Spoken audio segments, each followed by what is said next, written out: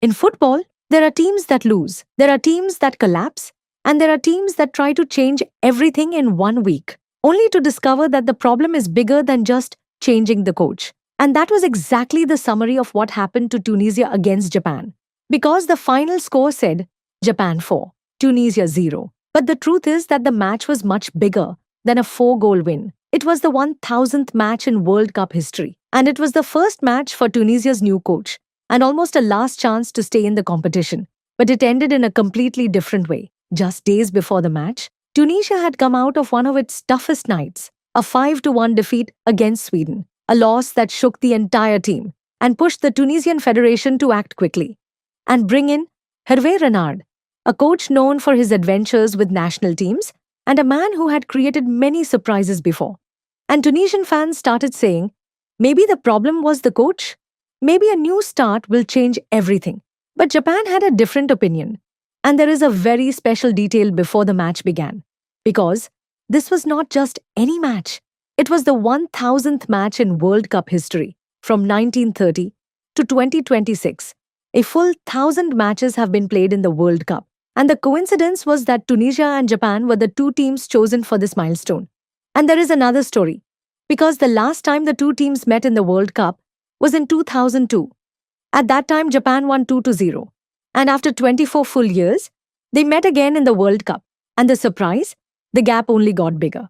But before we reach the 4-goal result, let's remember that the recent head-to-head history was not reassuring for Tunisia at all. In 2022, Tunisia beat Japan 3-0. But a year later, Japan responded with a 2-0 win. And in the 2026 meeting, it felt like the samurai had decided to raise the level of their response. From the first minute, it was clear that Japan entered the match with huge confidence, even without Takefusa Kubo, one of the team's most important stars. And that was perhaps the most reassuring thing for Tunisian fans before kickoff. But what happened next was the complete opposite, because Japan played one of its best matches in the tournament, as if the team was saying, we are bigger than one player.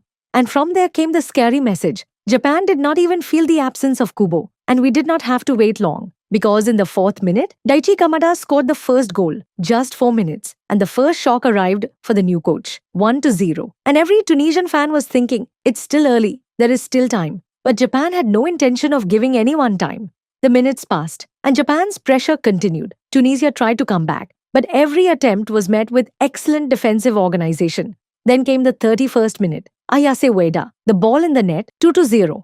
And from here, the match started moving in one direction only. And from here too, Tunisia's dreams began to evaporate because the team that had already conceded 5 goals against Sweden found itself 2 goals down again before the end of the first half. And there is a small irony here. Tunisia changed its coach after the 5-1 defeat to Sweden. But Japan treated the new coach as if he had been there for a month, and with the start of the second half, Tunisian fans were waiting for a reaction, any sign that the team was still present. But what happened was the opposite. Japan remained in control, still more dangerous, still closer to scoring. Then came the third goal, Junya Ito, 3-0. And here the match effectively ended, and the question changed. It was no longer who will win, it became how many will Japan score? And just minutes before the end, Ayase Ueda returned again and scored the 4th goal, 4-0. A complete 4-goal performance in a night that was almost perfect for Japan and a new nightmare for Tunisia. And the truth is, Japan did not just win. Japan sent a very strong message to the rest of the group because the team was coming off a dramatic 2-2 draw with the Netherlands. In the second match, they scored 4 complete goals, meaning Japan has scored 6 goals after 2 rounds against opponents from the strongest teams in the group. And this is not a coincidence. It is a sign of a team ready to compete. And even better than that, the entire first round was talking about Sweden. Sweden, who beat Tunisia by 5 goals, and Sweden, who many people started considering a potential surprise team. But after the second round, all the headlines went to Japan.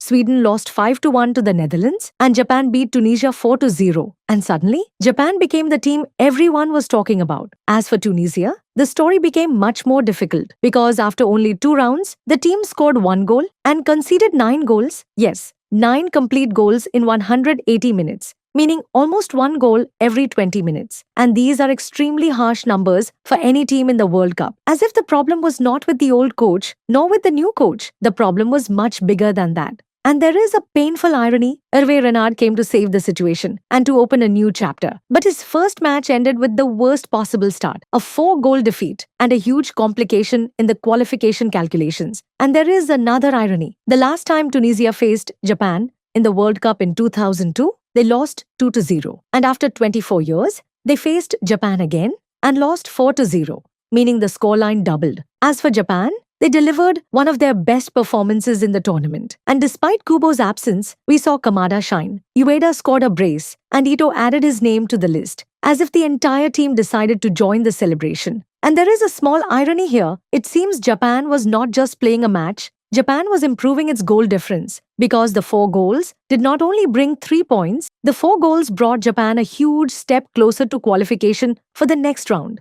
And there is one sentence that can summarize the entire match. Tunisia was looking for a new beginning, and Japan closed the book within the first half hour. In the end, people will remember that Japan won 4-0. But the truth is that this night was bigger than just a 4-goal win. It was the 1000th match in World Cup history. And if someone thought the result was harsher than it should have been, the numbers showed that Japan deserved it. Japan took 18 shots against the Tunisian goal, compared to only 8 shots from Tunisia, and possession was in favor of the Samurai at 57%, compared to 43% for Tunisia. And even in terms of dangerous chances, Japan was the more dangerous, faster, and more accurate side throughout the match, meaning the 4 goals were not just about attacking efficiency.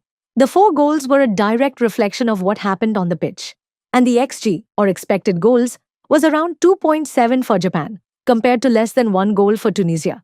And that means Japan created enough chances to win without any argument. And unfortunately for Tunisia, they will remember this match, but not for the reason they hoped. It was a night that confirmed Japan as one of the strongest teams in the group, and a night that proved changing the coach alone is not always enough. As for Tunisia, they now needed a real miracle in the final round. As for Japan, they left the pitch one step closer to the next stage. And there is perhaps the harshest ending for Tunisian fans. In 2002, Japan said to Tunisia, "Welcome to the World Cup." And in 2026, Japan said to Tunisia, "Goodbye," or at least almost goodbye to your qualification hopes. And with this performance, Samurai fans started to dream. And for the first time in the tournament, the Japanese dream started to look genuinely real.